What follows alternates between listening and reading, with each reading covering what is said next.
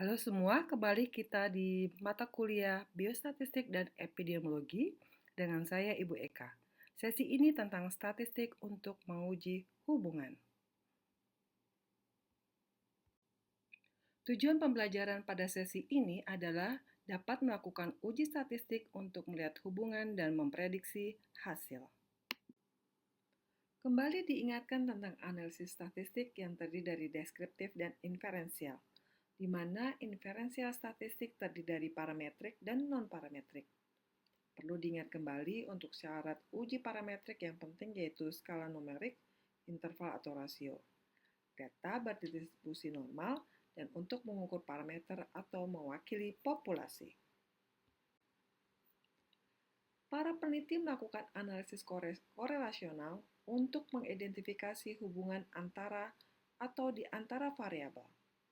Tujuan dari analisis ini mungkin untuk menggambarkan hubungan antar variabel, memperjelas hubungan di antara konsep-konsep teoritis, atau membantu mengidentifikasi kemungkinan hubungan sebab akibat melalui analisis yang memeriksa perbedaan kelompok.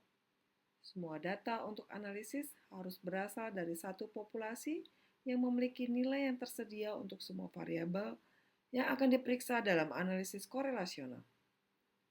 Data yang diukur pada tingkat interval atau rasio memberikan informasi terbaik tentang sifat hubungan. Namun, prosedur analisis korelasional tersedia untuk berbagai tingkat pengukuran. Data untuk analisis korelasional juga harus mencakup seluruh rentang nilai yang mungkin pada setiap variabel yang termasuk dalam analisis.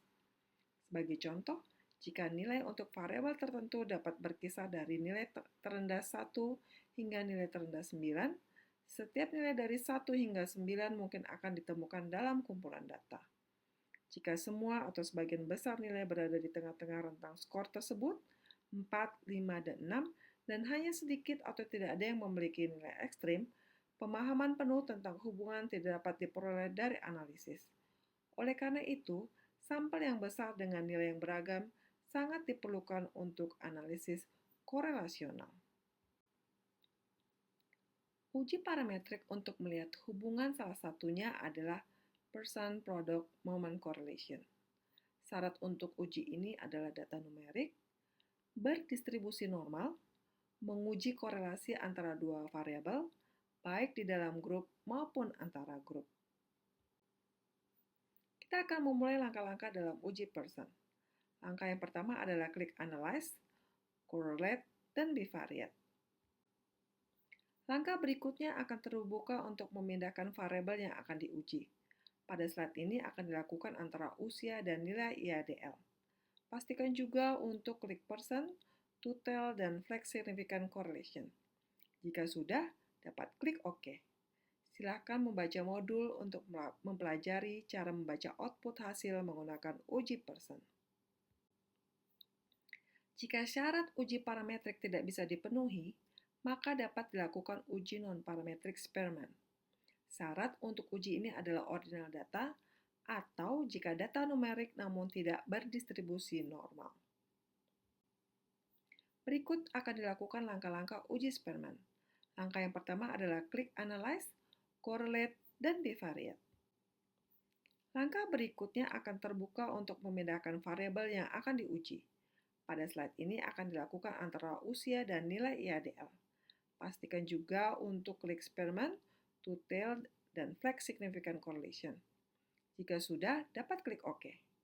Silakan membaca modul untuk mempelajari cara membaca output hasil menggunakan uji Spearman.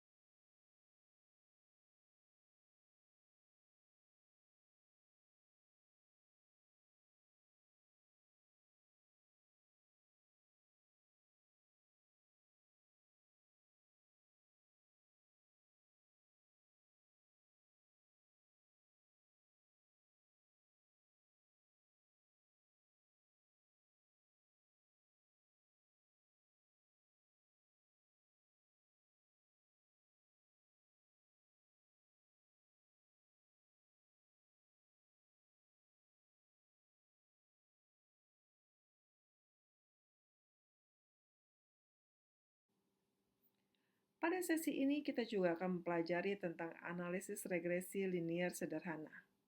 Regresi multivariat akan dipelajari di modul 5. Analisis regresi linier sederhana adalah uji untuk prediksi hasil, di mana satu variabel bebas digunakan untuk memprediksi sebuah variabel tergantung.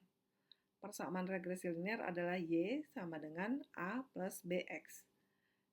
Y adalah nilai prediksi dari variabel dependen Y, A adalah konstanta intercept, B koefisien regresi, X nilai aktual dari variabel independen, X. Penggunaan persamaan tersebut akan digunakan saat analisis dan dapat dipelajari di modul pembelajaran. Saat akan melakukan uji regresi linier sederhana, langkah pertama yang dilakukan adalah klik Analyze, Regression, dan Linear. Langkah berikut akan terbuka untuk pemilihan variabel bebas dan variabel tergantung. Pada sesi ini memilih kinerja perawat sebagai variabel dependen atau tergantung, dan nilai depresi sebagai variabel independen atau bebas. Silakan membaca modul untuk mempelajari cara membaca output hasil menggunakan uji simple linear regression. Pada sesi ini kita telah mendiskusikan tentang uji korelasi Pearson dan Spearman serta regresi linear sederhana. Silakan membaca modul untuk mempelajari lebih dalam lagi mengenai topik sesi ini. Demikianlah pembelajaran kita sesi ini, terlampir referensi yang digunakan.